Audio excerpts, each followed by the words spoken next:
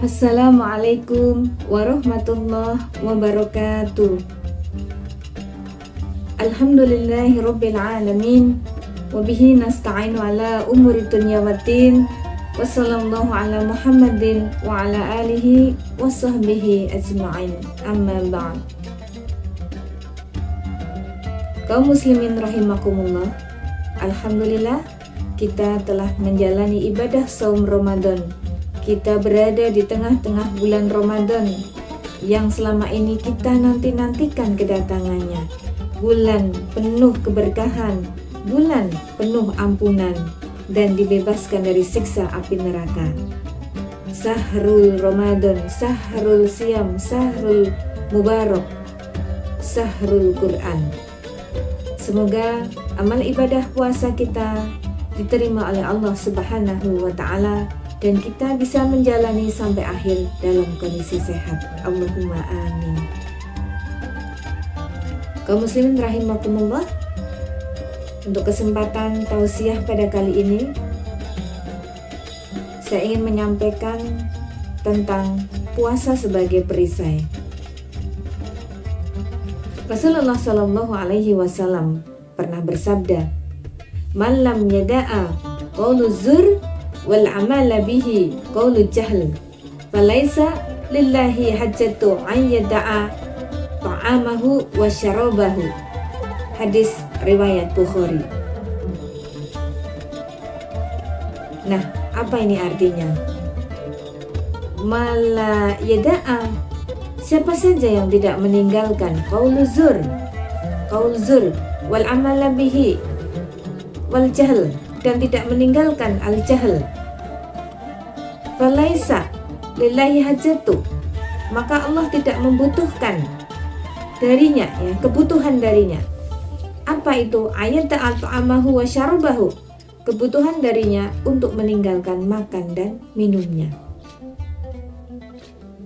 Pada hakikatnya puasa itu adalah perisai, junnah, tameng, pelindung. Kalau dalam suasana peperangan itu kita sering melihat film-film para prajurit menggunakan tameng, apakah itu berbentuk lingkaran atau segi empat untuk melindungi dari serangan musuh. Nah, ketika dikatakan puasa itu adalah perisai pelindung, ternyata maknanya adalah puasa itu menjadi pelindung dari siksa api neraka, karena telah menjaga dari syahwat, padahal neraka itu dipenuhi dengan syahwat.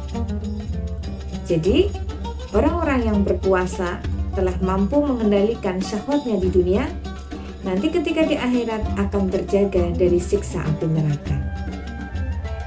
Nah, terkait hadis yang tadi dari riwayat Bukhari, Imam Bukhari, bahwa qaul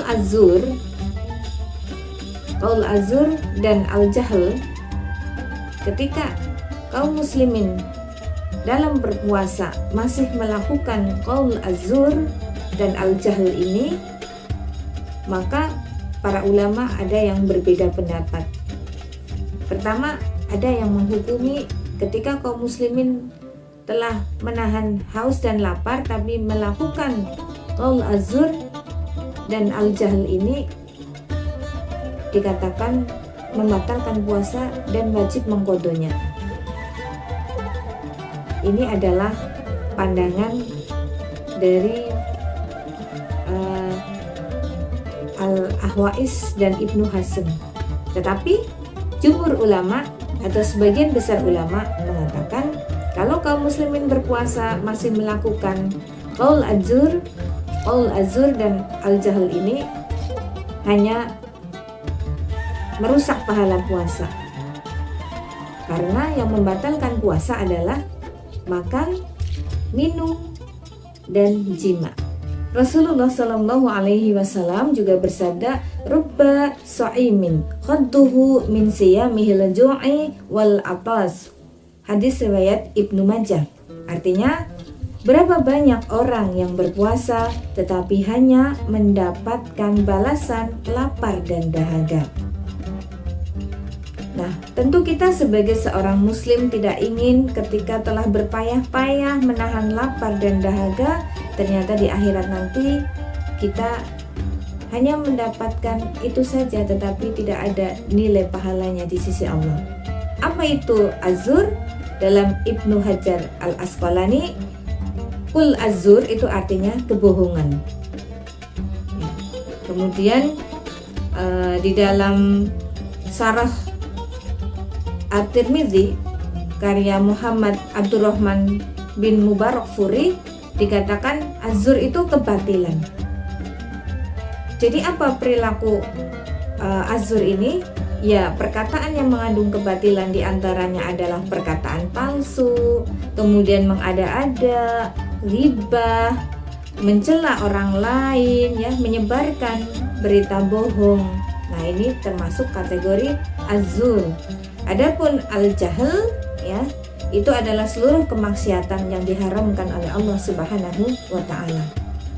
Nah, padahal kaum muslimin yang dirahmati oleh Allah, kita sekarang hidup di tengah-tengah sistem masyarakat yang banyak sekali kita mengalami tsunami informasi, sehingga di dalamnya banyak berita-berita yang mengandung kebohongan atau banyak sekali konten-konten yang menyebarkan perkataan bohong.